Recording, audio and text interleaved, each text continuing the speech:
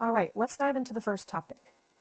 Understanding the role of minerals and salt deposits in the Earth's crust, and how they contribute to the ocean's saltiness through underwater volcanic activity and hydrothermal vents. Now, you might be wondering how the Earth's crust is related to the saltiness of our oceans. Well, it all starts with the minerals and salt deposits found within the Earth's crust. The Earth's crust is made up of various types of rocks, and these rocks contain minerals, including salt in the form of sodium chloride. As you may know, sodium chloride is the primary component of table salt, and it's also the main type of salt found in seawater. So how did these salt deposits make their way from the Earth's crust into the ocean? This is where underwater volcanic activity and hydrothermal vents come into play. Underwater volcanoes and hydrothermal vents release hot, mineral-rich water into the surrounding ocean.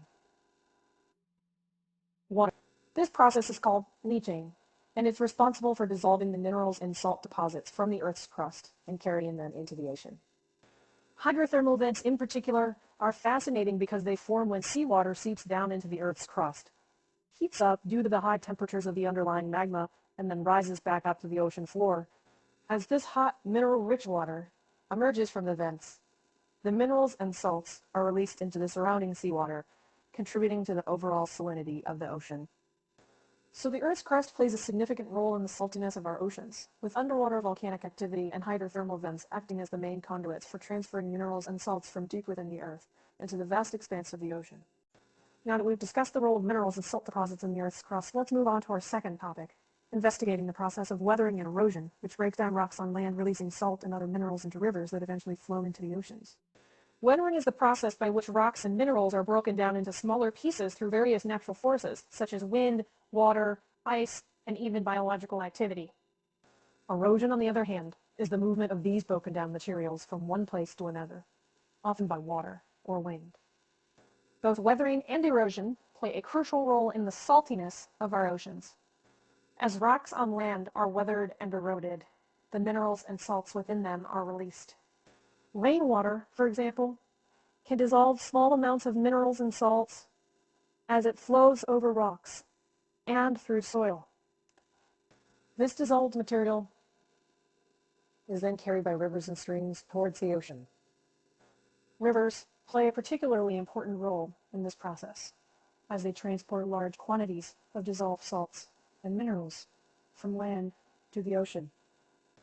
In fact, rivers are the primary means by which dissolved salts and minerals are transported from land to the oceans, continuously replenishing the salt content of seawater.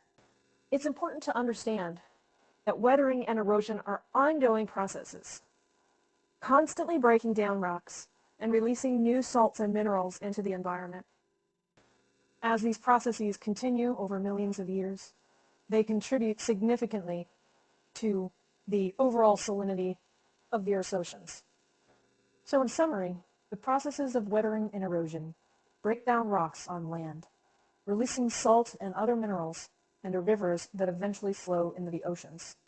This continuous cycle plays a vital role in maintaining the saltiness of our oceans. Moving on to our third topic, let's examine the role of rivers and other freshwater sources in transporting dissolved salts and minerals from potentially land to the oceans, continuously replenishing the salt content. As we've mentioned earlier, rivers play a crucial role in this process, but they're not the only freshwater sources involved. Rivers are the primary transporters of dissolved salts and minerals from land to the oceans. As water flows through rivers, it picks up dissolved salts and minerals from the rocks and the soil it comes into contact with.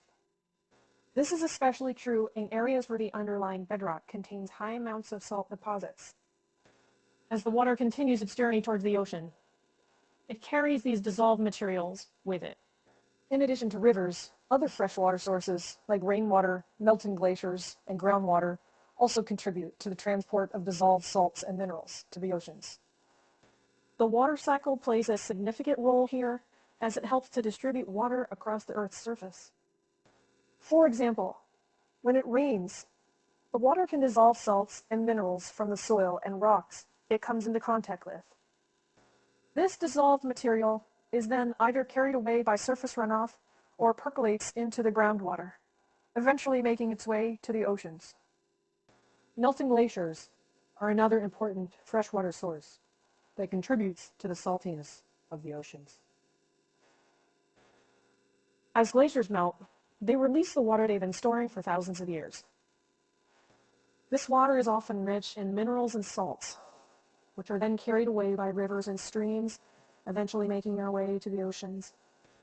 So, rivers and other freshwater sources play a vital role in transporting dissolved salts and minerals from land to the oceans. The continuous movement of water through the water cycle, along with the natural processes of weathering and erosion, ensures that the salt content of our oceans is constantly being replenished, helping to maintain the overall salinity. Now, let's delve into our fourth topic, studying the process of evaporation, which leaves behind dissolved salts in the ocean while water vapor is removed, leading to a gradual increase in salinity over time. Evaporation is a key component of the water cycle and plays a direct role in the saltiness of our oceans. Evaporation is the process by which liquid water is transformed into water vapor. This occurs when the sun's energy heats up the surface of the ocean, causing the water molecules to gain enough energy to transition from a liquid state to a gaseous state. As water evaporates from the ocean's surface, it leaves behind the dissolved salts and minerals, effectively increasing the concentration of salt in the remaining seawater. This increase in salinity through evaporation is a continuous process. As more and more water evaporates, the concentration of dissolved salts and minerals in the ocean increases. However, it's important to note that this process doesn't happen uniformly across the entire ocean. Factors like temperature, wind, and ocean currents can cause variations in the rate of evaporation, leading to differences in salinity levels across different regions of the ocean. While evaporation plays a significant role in increasing the salinity of the ocean, it's also essential to remember that the water cycle helps to maintain a balance. As water evaporates and forms clouds, it eventually falls back to Earth as precipitation. This rainfall helps to dilute the ocean's salt concentration, counterbalancing the effects of evaporation. In summary, the process of evaporation contributes to the saltiness of the ocean by leaving behind dissolved salts as water vapor is removed. This gradual increase in salinity over time is an important factor in shaping the unique characteristics and properties of our oceans. Finally, let's explore the significance of ocean salinity for marine life, climate, and global ocean circulation patterns, and highlight the importance of understanding the factors that contribute to the ocean's saltiness. Firstly, ocean salinity has a major impact on marine life. The concentration of salt in the water directly affects the ability of marine organisms to regulate their internal salt and water balance, a process known as osmoregulation. Many marine species have adapted to live in specific salinity ranges, and any significant changes in salinity can cause stress or even death for these organisms. This is why maintaining a stable salinity level is critical for the health and biodiversity of marine ecosystems. Secondly, ocean salinity plays a crucial role in global climate. Salinity affects the density of seawater, and this density difference drives ocean circulation patterns. These circulation patterns, in turn, influence the distribution of heat around the planet. As warm water from the equator moves towards the poles, it releases heat into the atmosphere, helping to regulate Earth's climate.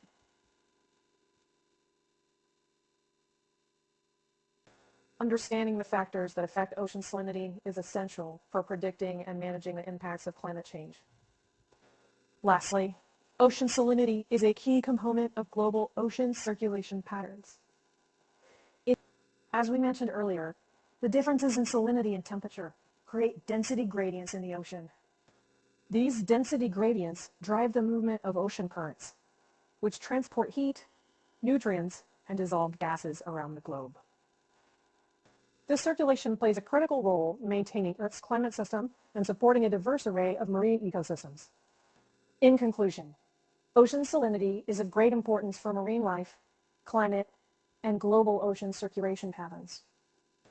Understanding the factors that contribute to the ocean's saltiness is crucial for managing and preserving our planet's delicate ecosystems and ensuring a stable climate for future generations.